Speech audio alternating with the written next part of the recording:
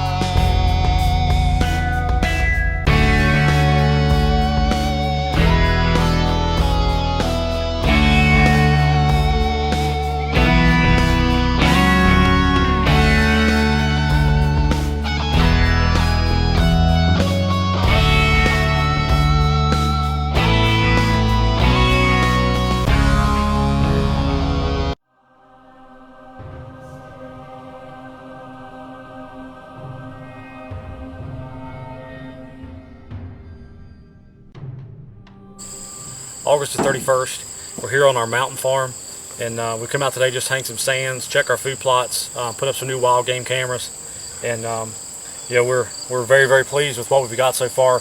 What you're seeing is 2 weeks of growth and germination on a purple top turnip, radish, and winter rye plot that we put in here on one of our farms.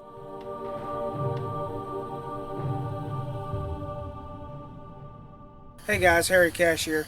Last weekend, took my nephew out for the Virginia Opener Youth Day. Joey McNamara, 9 years old, took him down to the chicory plot. We've been having heck of a lot of doe pressure on that plot. Wanted to go in there and thin out the herd. Didn't get much footage. As soon as it hit daylight, the deer were on the plot. It was too dark in the tree stand to really even get good footage of us.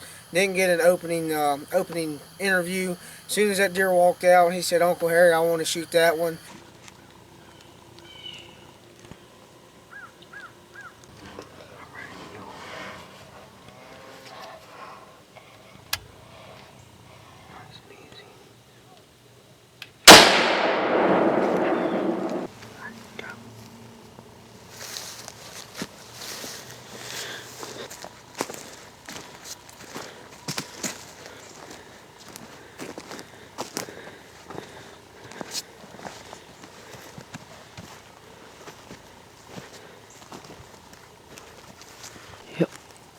We thought it was a doe when it came out as a spike.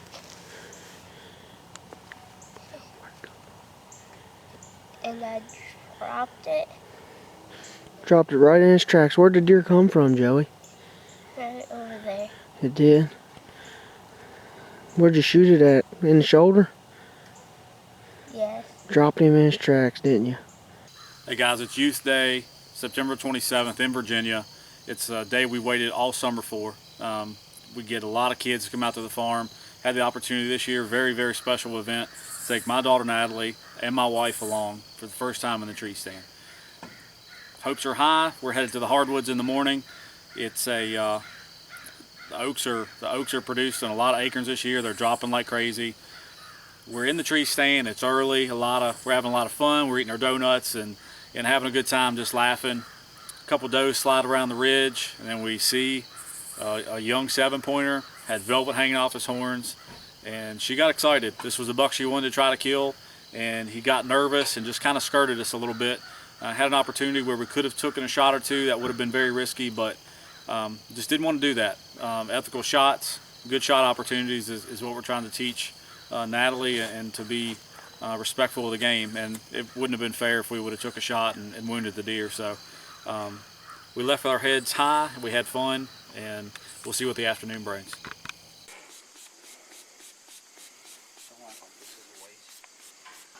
Stay there, let me bring it back to you. We're settled in the stand. It's hot, 80 degrees. and we are swarmed with stink bugs. It was crazy. They were flying everywhere. They were all over us, but we stuck it out. It was kind of tough to get a 12-year-old to settle in with those stink bugs, but once the deer started to filter in the field, it got really fun. We wanted to kill a bigger buck than what she had last year. She killed our first buck last year, and we had several does, some small spikes, and then we had a really pretty 4-pointer that come in, and I seen her face light up, and she's like, "This is the buck I want to kill." So we get situated in the tree stand. My wife Amber's running the camera, and we get all settled up. She's getting ready to take the shot, and he gets in behind some brush and exits the field before we were able to get a shot. And from that point forward, we didn't really know what was going to happen.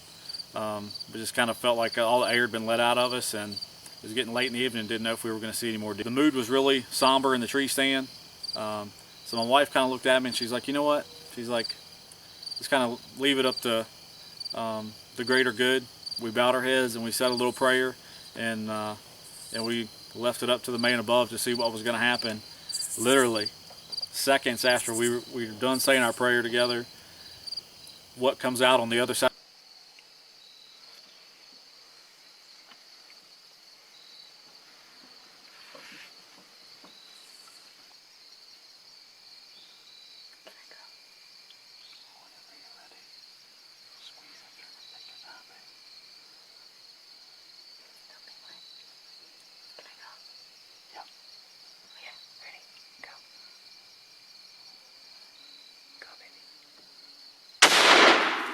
Yes! Yes! Yes! Yes! What a way to start the season, not only for myself, but the entire 613 crew. We had a great time, family and friends. A lot of lessons learned. Shot placement, patience, and sometimes you just got to leave it up to somebody that has a little bit more power than we do. And we're looking forward to the rest of the season and what it holds for us. You know, we're kind of battling through a drought right now, and our food plots aren't producing, but our hopes are high. Trail cameras are running, and we're going to be in the tree with our bow in hand very soon. All right, so as the fall grows closer and bow season is just a couple of days away, we're going over our hit list here with you guys. We've got a bunch of older bucks on the farm that we're trying to get rid of, some genetic work that needs done, and we've got a few, I'll call them mercy kills, that we'd like to get deer that are a little bit crippled. But first on the hit list is the Carpenter buck. He's a 2x4, a beautiful deer, 3.5 or 4.5-year-old at least. And we've got Creekside 9. He's a deer that showed up down real early in the summer. We haven't seen him in a little while, but he's a mainframe 9-pointer with a little kicker off of his brow, and we think he's about 3 years old as well. And then we've got the split G4 buck. He's got a kicker off of his G4 on his left side. Probably a 130 type deer, 3.5 or 4.5-year-old at least. Definitely a deer we want to get out of the herd. Then we got Ranger. He's a 4.5, 5.5-year-old colossus, 5 on one side, 3 on the other with a couple burr points. Crazy mass. Deer that we definitely like to get out on the genetic aspect, but he'd also be a great one for the wall. Calvin Klein's always on our hit list. He's a deer from last year that we knew. Never really got to see him in the woods very much, but we know he's 4.5, 5.5 years old. He's definitely put on some antler growth this year, and we're excited to get after him. And we've got the Big 6. He's a deer that's been on trail cameras a lot this year. We got tons of velvet footage of him. He's been very photogenic. He's a 3.5, 4.5-year-old genetic 6-pointer that is a beautiful deer, a great deer, but just we'd like to work toward a better 8-point and 10-point gene on the farms. And then we've got several deer that are just showing up periodically. We've got one that's a 6-pointer that's got a broken leg, that's got a crazy left side. He needs to go.